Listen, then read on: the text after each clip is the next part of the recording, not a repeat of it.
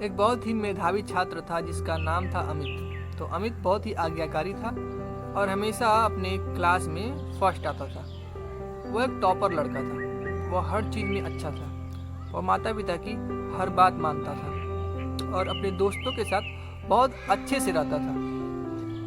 पर जैसे ही वो कॉलेज में गया उसका व्यवहार बदलने लगा, उसकी संगति बदलने लगी, उसके दोस्त बदलने लगे। वह फिजूल खर्ची ज़्यादा करने लगा। वो अपने घर वालों से पैसे मंगाता पढ़ाई करने के लिए और किताब वगैरह खरीदने के लिए, और उसे फिजूल खर्ची में उड़ा देता। अपने बुरे दोस्तों के साथ वो पैसे को उड़ा देता। अब उसकी बुराइयां बहुत ज़्यादा बढ़ गई थी क्योंकि उसकी संगति खराब हो चुकी थी। तो वो पढ़ाई में भी बहुत कम ध्यान देता था। ऐसा करते करते उसकी पढ़ाई भी लगभग छूटने लगी थी। तो जब एग्ज़ाम नज़दीक आया तो अमित ने एग्ज़ाम दिया और जब रिजल्ट आया तो अमित फेल हो चुका था।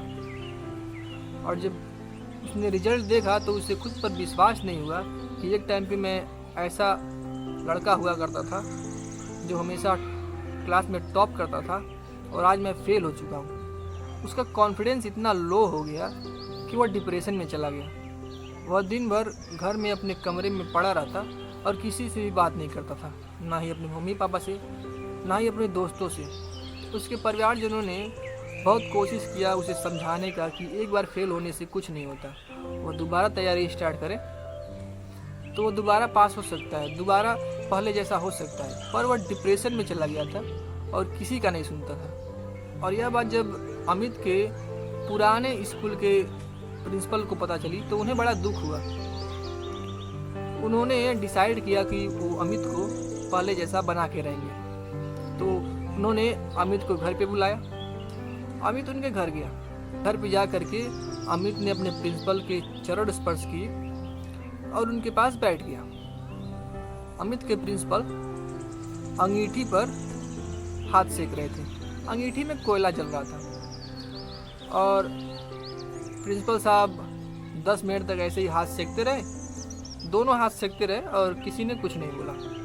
फिर तभी प्रिंसिपल साहब ने अंगीठी से एक कोयला चिमटे के सहारे निकाला और उसे मिट्टी में डाल दिया।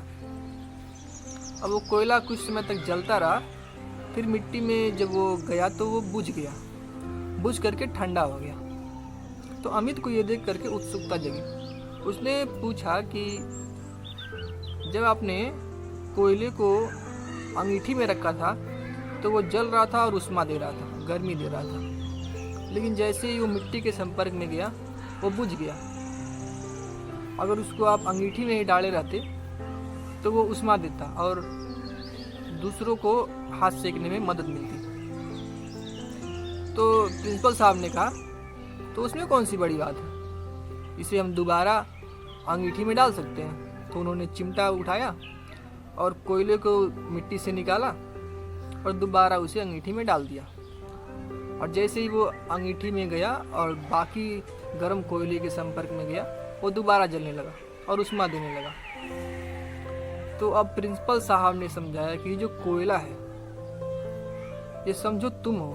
तुम भी पहले जब तक अच्छी संगत में थे, जैसे कि ये कोयला है, पहले अच्छे कोयले के संपर्क में था, गर्म कोयले के संपर्क में था तो वो खुद जल रहा था और उष्मा दे रहा था। वैसे ही जब तुम अच्छी संगत में थे तो तुम अच्छे से पढ़ाई करते थे, अपने दोस्तों के साथ अच्छे से बात करते थे, लेकिन जैसे ही तुम बुरे संपर्क में गए, जैसे कि ये कोयला मिट्टी में गया तो वो बुझ करके ठंडा हो गया।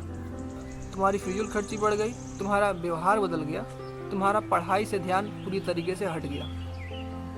लेकिन जैसे ये कोयला मिट्टी से दोबारा गर्म कोयले के संपर्क में जाने पर दोबारा जलने लगा और उष्मा देने लगा, वैसे ही अगर तुम अपनी संगति दोबारा अच्छी करो और दोबारा पढ़ाई पे ध्यान दो तो तुम दोबारा पास हो सकते हो। क्योंकि तुमने अपनी लाइफ में बहुत कुछ किया है तो तुम बुरे नहीं हो, बस तुम्हारी संगति बुरी है। तो अगर तुम दोबारा स्टार्ट करो तो तुम दोबारा पास हो सकते हो। अब ये बात अमित को समझ में आ चुकी थी। उसने गुरुजी के पैर छुए और उसने दोबारा कॉलेज ज्वाइन किया। तो दोस्त, ज़िंदगी में जब लगे ना कि सब कुछ ख़त्म हो गया, तो कभी भी सब कुछ ख़त्म नहीं हुआ होता जब तक कि आप न मान ले कि सब कुछ ख़त्म हो गया है। अगर दोबारा आप स्टार्ट करते हैं तो दोबारा आप बहुत कुछ कर सकते हैं।